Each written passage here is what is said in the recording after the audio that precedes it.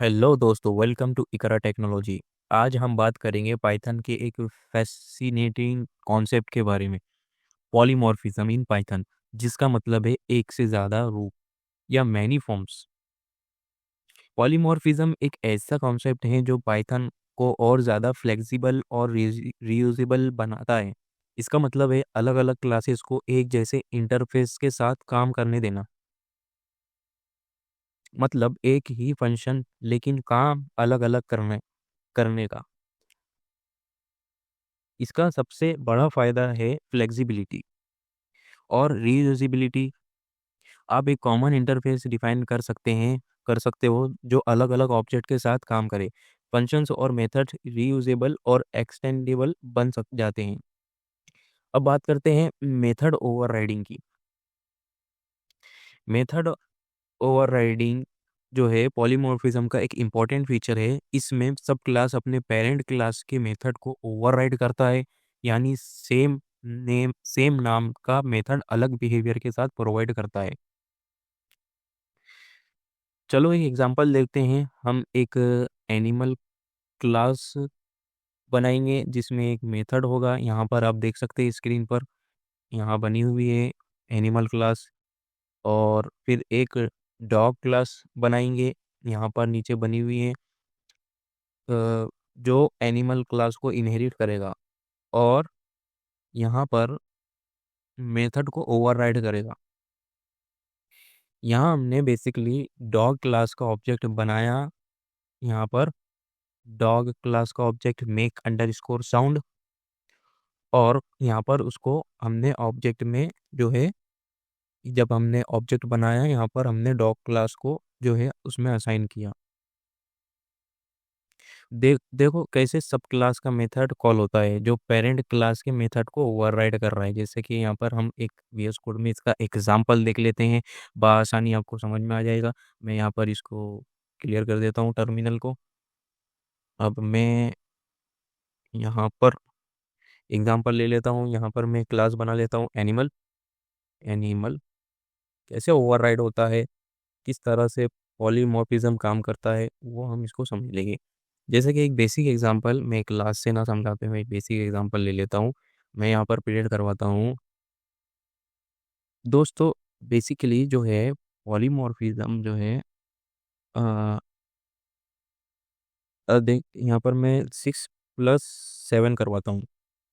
तो और इसको देखते हैं हम यहाँ पर कंसोल पर रन करके, तो इसका रिजल्ट अरे आप सोचेंगे ये क्या है 6+7, तो जो है आसानी से हम कैलकुलेट कर लेंगे। Polymorphism ism 13। अब मैं एक और प्रिंट करवाता हूँ, प्रिंट 6, लेकिन बट इसमें तो मैं टाइप स्ट्रिंग ले रहा हूँ +7। तो हमें क्या देगा ये, इसने तो 67 दे दिया, बट हमने यहाँ पर भी ऑपरेटर प्लस का यूज़ किया, यहाँ पर भी किया। तो इसी तरह जो है पॉलीमॉर्फिज्म जो है अनेक रूप से अपने जो है चेंज करता रहता है खुद को। तो इसी को हम पॉलीमॉर्फिज्म कहते हैं दोस्तों।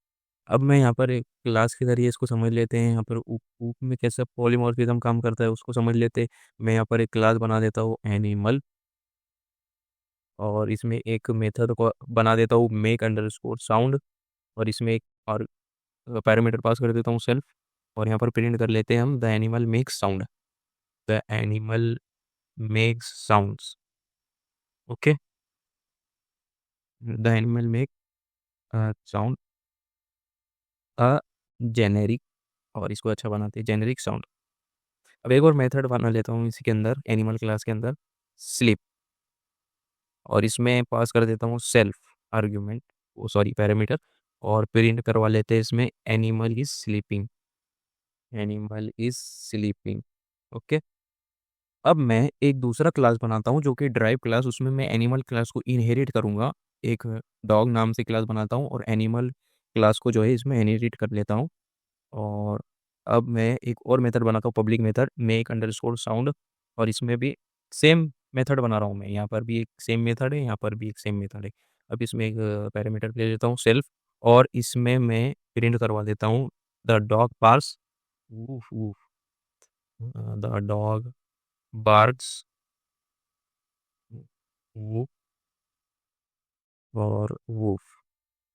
ओके वो ओके, अब मैं यहाँ पर जो है ऑब्जेक्ट बना लेता हूँ माई डॉग। अब दोस्तों जब मैं इसको यहाँ पर असाइन करूँगा डॉग क्लास को, डॉग, तो हमें जो है दोस्तों यहाँ पर मेथड में अब देखते हैं हम यहाँ आउटपुट में हमें क्या मिलता है। अभी तो हमने इसमें डॉग क्लास ही असाइन की है पर ऑब्जेक्ट में। अभी मैं ऑब्जेक्ट से वह मेथड को कॉल कर लेता हूँ, मेक साउंड। जो डॉग के अंदर क्लास के अंदर मेथड है मेक साउंड, जो कि एनिमल क्लास में भी है, जो कि एनिमल क्लास डॉग से इनहेरिट कर रहा है। तो इसने जो है यहाँ पर इसको भी प्रिंट करके देना चाहिए, इसको भी प्रिंट करके देना चाहिए बेसिकली। बट यहाँ कुछ और होने वाला है, आप देखेंगे।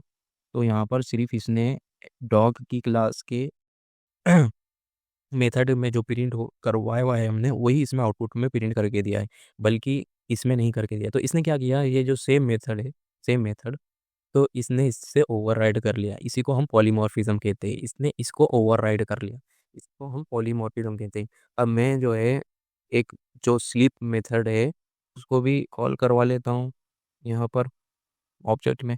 यहाँ पर मैंने स्लिप मेथड को ऐड करवाया। अब देखते हैं हमारा स्लिप मेथड आ जाएगा। देखो दोस्तों, यहाँ पर ये मेथड और ये मेथड चेंज है, तो इसने इसको ओवरराइड नहीं किया बल्कि इसको रिटर्न कर दिया यहाँ पर।